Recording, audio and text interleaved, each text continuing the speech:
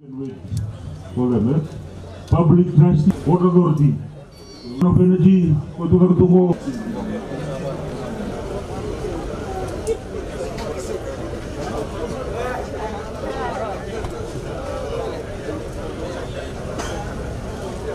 Mulamanaka, and a very good afternoon to you all.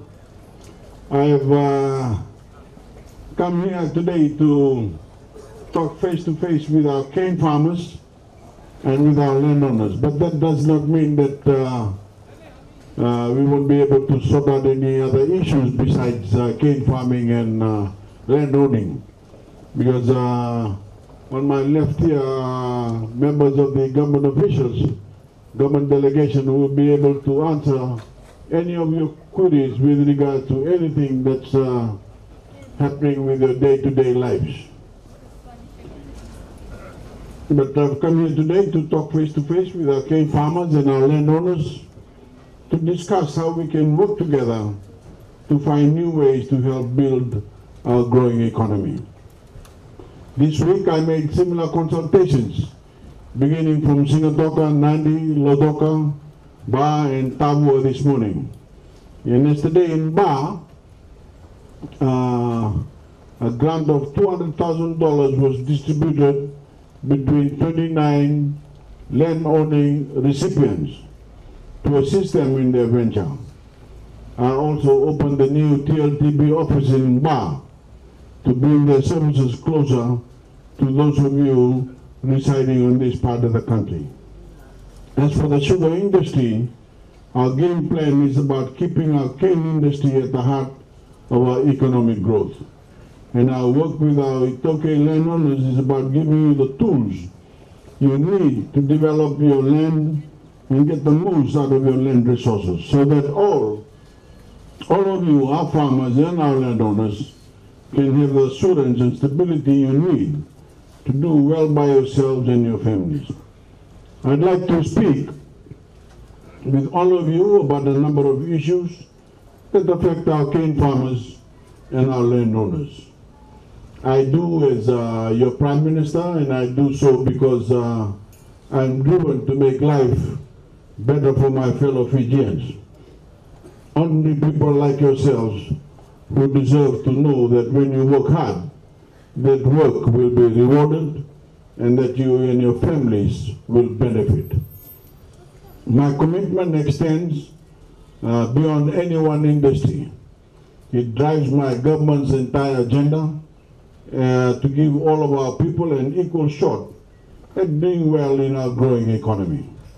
It extends to the protections that we put in place to give every Fijian equal status and equal protection under the law, and the chance to give their children access to even greater opportunities. To improve the lives of every Fijian, my government, as you know, is spending a great amount of money on roads, on water, on electricity and other services. And I know some of you may still not have access to electricity and water, but many of you now enjoy these services for the first time. And I keep reminding you all that water and electricity are subsidized by the government if your wage is below $30,000. And there are forms available with FEA and Water Authority to fill, and you can make use of these subsidized programs that the government provide for you. I also mentioned that the Walesi platform, the TV that is being taken around the country, if your wage is below $30,000, you are given that Walesi box free of charge. I think it costs about $99, but it is a wonderful platform. It has 8 channels free, all free.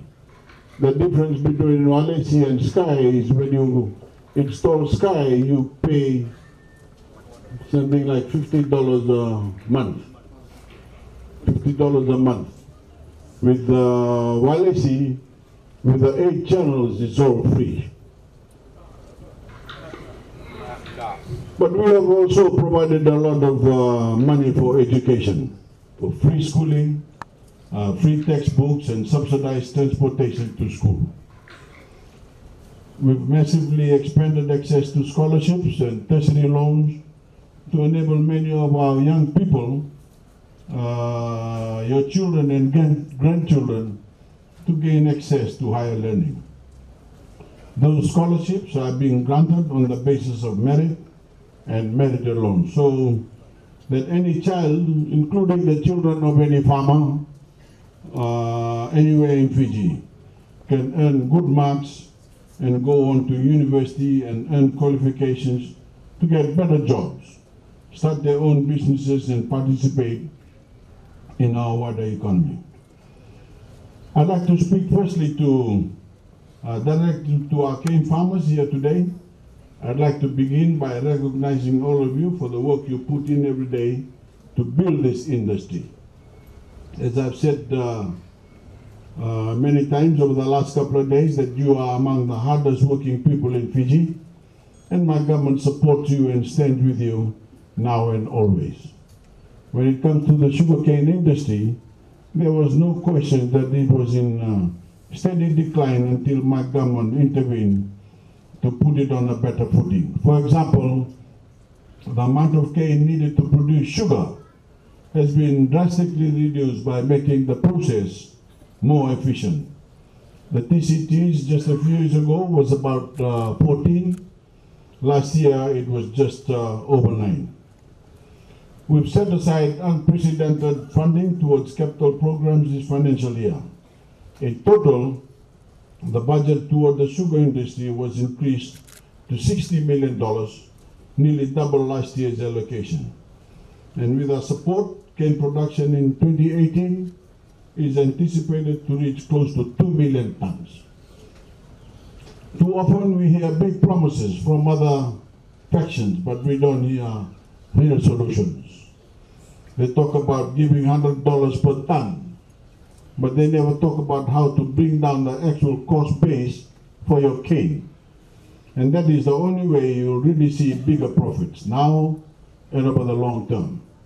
Only when we bring down the cost of production can we put this industry on a real path to a more sustainable and more profitable future.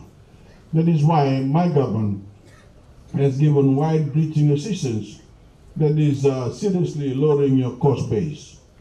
We are boosting cane production and improving extension services, transportation and harvesting. We've helped transfer new and better technologies to farmers.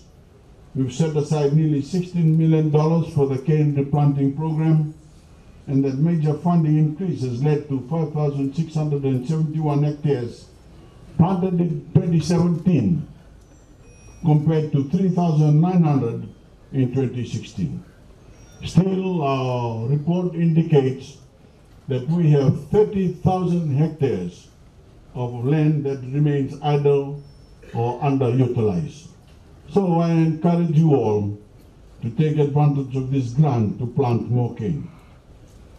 My government introduced the fertilizer subsidy in 2009, and in the last budget we've made that subsidy even more generous, lowering the price paid by our farmers to only $20 per bag.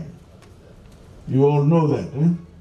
And we've seen a fertilizer sale increase of nearly 40% since January last year. So keep taking advantage of this great subsidy. I know many of you face ongoing issues with labor shortages.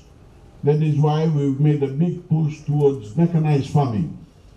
We assisted 21 cooperatives with $90,000 each deposit payments on mechanical harvesters.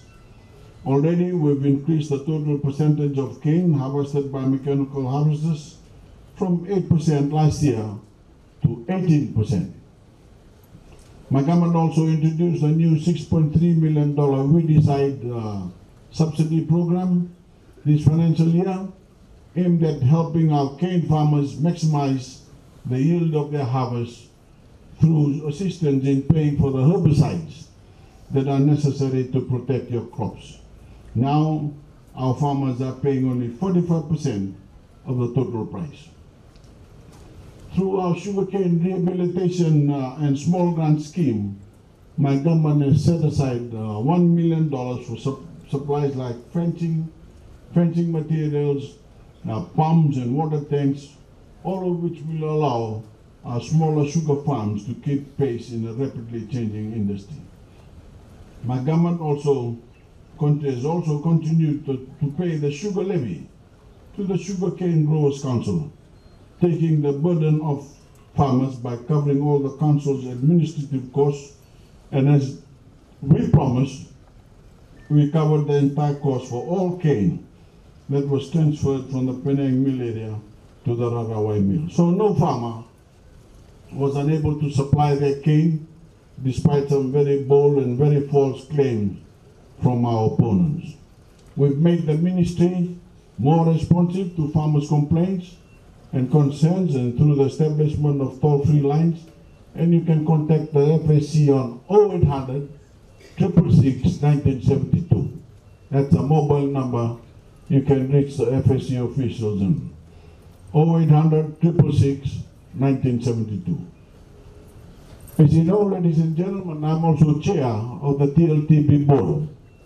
And as many of you know, I have directed the TLTB and also the lands department to ensure that for all leases that are expiring, the lessee must be told 5 years in advance whether the lease is to be extended or not renewed. No longer will you be in danger of finding out just before the lease expires that you have to leave. This gives you certainty and enables you to make proper plans to find somewhere else to live. It is about giving a leaseholder security and peace of mind to enable them to properly manage their affairs and their lives. As you all know, we are now in election year, but you also know my commitment to each of you does not depend on what's on the political calendar. I've always been right here at the grassroots level with you, our cane farmers, hearing you out, updating you on what's happening and about where this industry is headed. My commitment is unwavering and it does not depend on anything. It is my own personal commitment to you, your families in Fiji. Unfortunately, we can all expect that in the lead up to the elections, my opponents will come with the same doomsday predictions for the sugar industry and the same false promises. For them, it's all about politics. It's about how you can help them, never the other way around. Remember, securing a future for this industry isn't about smiles and sitting around the grog bowl spinning fantasies. It is about leadership. It is about direction, strong leadership, and it is about having a strategic vision and plan for this industry. Of course, it is about being honest, telling the situation as it is, and being clear about what is necessary moving forward. And on that note, I've always been honest, and I always will be. I also like to take time to speak directly again to our landowners.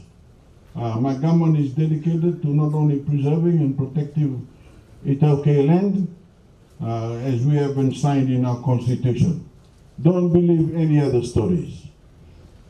The land that belongs to the Itauke will belong to them forever. And that's in the constitution. No one can take that from you, no matter what people tell you outside the forum.